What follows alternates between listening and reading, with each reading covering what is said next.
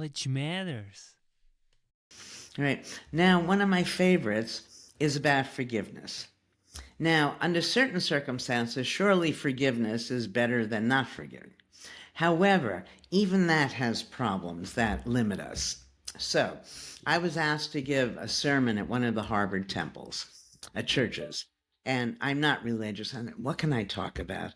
And I thought, okay, forgiveness sounds sort of relevant. I mean, it's not a godlike concept at any rate. So I started thinking about forgiveness, and Yannick, I came up with something that was actually sacrilegious, I think. If you ask 10 people, is forgiveness good or bad? What are they going to tell you? Forgiveness is good. If you ask 10 people, is blame good or bad? What are they going to tell you? It's bad. But you can't forgive unless you first blame. So that's interesting. Our forgivers are our blamers. Now it gets worse. That do you blame people for good things or bad things? Well, you blame people for bad things, but things in and of themselves are neither good nor bad. It all depends on how we understand them. So what we have here is the people who see the world negatively blame and then forgive. Hardly divine. And so the alternative to all of this is to recognize that from the person's perspective who's doing whatever action, it makes sense or else they wouldn't do it.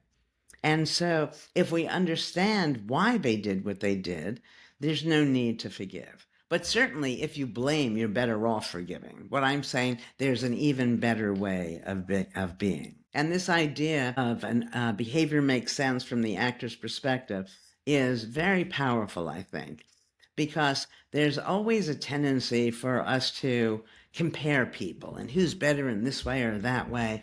And we disparage people. Many people are very evaluative.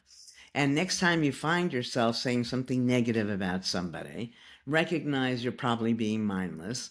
That's why knowledge matters. Make your life a masterpiece. Visit now programs.d-ykm.com.